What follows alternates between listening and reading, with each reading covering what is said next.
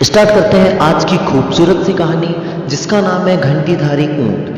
तो गाइज एक समय की बात है कि एक गांव में एक किसान रहता था। वह बहुत गरीब था क्योंकि उसकी शादी बचपन में ही हो गई थी, जिससे बीवी आने के कारण घर का खर्चा काफी बढ़ गया था। यही की बात किसान को दिन रात खाए जा रही थी। अब धीरे धीरे गांव में अकाल भी पड़ने लगा, किसान की आय लगभग समाप्त होने लगी। तो किसान के पास अब शहर जाने के अलावा दूसरा कोई रास्ता नहीं बचा था। किसान ने सोचा क्यों ना कुछ समय शहर में बिताया जाए और शहर में कुछ धन अर्जित किया जाए और वापस अपने गांव, जब अकाल समाप्त हो जाएगा तो किसान वापस अपने गांव की ओर प्रस्थान करेगा। यही सोचकर किसान शहर चला गया और वहां पर उसने कुछ महीने बिताए, तब तक कि गांव के अंदर अकाल पूरी तरह से समाप्त ना हो गया। जैसे ही गांव के अंदर अकाल समाप्त हुआ, किसान वापस अपने गांव की ओर लौट रहा था। तभी उसे रास्ते में एक ऊंटनी नजर आई जो कि काफी बीमार और अस्वस्थ सी नजर आ रही थी। साथ ही जो ऊंटनी थी वो गर्भवती भी थी। ऊंटनी पर किसान को दया आ गई और वह उसे अपने साथ घर ले आया।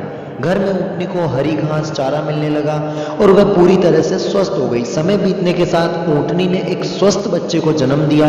ऊंट का बच्चा जो कि किसान के लिए उसने चार चांद लगा दिए, क्योंकि ये ऊंट किसान के लिए बहुत ही भाग्यशाली साबित हुआ। कुछ दिनों बाद गांव में कुछ कलाकार चित्रकारी के लिए आए हुए थे। पेंटिंग के ब्रश बनाने के लिए वह किसान के घर गए और उन्होंने ऊंट के बच्चे के दुम के बाल ले लिए। इससे उन्होंने कई चित्र बनाए और उन चित्रों को जब उन चित्रकारों ने बेचा तो इससे उन्हें काफी लाभ हुआ, जिससे खुश होकर चित्रकारों ने किसान को बहुत सारा धन दिया, जिससे किसान की आय व्यवस्था और उसकी आर्थिक व्यवस्था काफी बढ़ने लगी और किसान इससे काफी खुश हुआ। किसान ने उस ऊंट बच्चे के लिए एक सुंदर सी घंटी खरीदी और उसके गले में पहना दी। गया समय बीतने के साथ किसान बूढ़ा होने लगा। अब वह अपनी खेती में उतना काम नहीं कर पाता था जितना कि वह पहले कर पाता। अब किसान के मन में एक उपाय आया कि क्यों ना वह ऊंटों का व्यापार शुरू कर दे। यही उपाय उसने अपनी पत्नी को बताया और उसकी पत्नी सहमत हो गई। किसान और उसकी पत्नी ने मिलकर ऊंटों का एक टोला खरीद लिया और वह पूरा का पूरा टोला किसान के पास रहने लगा। वह उसे चरने के लिए खुला छोड़ देता। ऊंट का टोला चरकर वापस आ जाता। जो ऊंट बच्चा था अब वह युवा हो चुका था। वह किसान का काफी दुलारा ऊंट था। उसके गले में घंटी बजती जाती और जब वह आता तब भी उसके गले में घंटी बजते हुए वह किसान के पास आता। लेकिन जो युवा ऊंट था उसे अपने ऊपर काफी गर्व था, क्योंकि वह अपने किसान का दुलारा ऊंट था और वह सबसे अलग चलता और जब वापस आते तब भी वह सबसे अलग ही रहता। एक दिन एक ऊंट के टोले में से एक युवा ऊंट ने उससे पूछा, भैया तुम हमसे दूर दूर क्यों रहते हो? घंटीधारी ऊंट गर्व से बोला, वाह तुम एक साधारण ऊंट हो, मैं घंटीधारी मालिक का दुलारा हूँ। मैं अपने से ओछे ऊंटों में शामिल होकर अपना मान खोना नहीं चाहता। क्षेत्र में वन में एक शेर रहता था। शेर एक ऊंचे पत्थर पर चढ़कर ऊंटों को देखता रहता।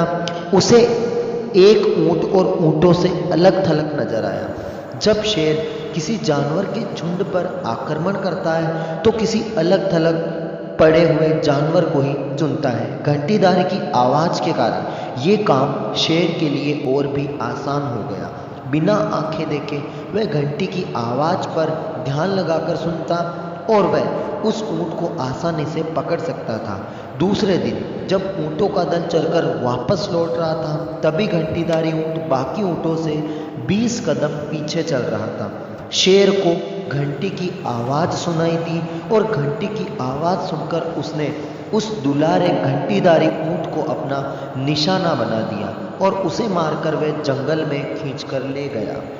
ऐसे घंटीधारी के अहंकार ने उसे अपने जीवन की घंटी बजा दी। इस कहानी से हमें यह शिक्षा मिलती है कि जो स्वयं को श्रेष्ठ समझता है उसका अहंकार शीघ्र ही नष्ट हो जाता है। तो आई होप कि गाइस आपको ये कहानी काफ़ी पसंद आई होगी। अगर पसंद आई हो तो वीडियो को लाइक कर देना और अगर आप चैनल पर नए हो तो चैनल को सब्सक्राइब कर देना।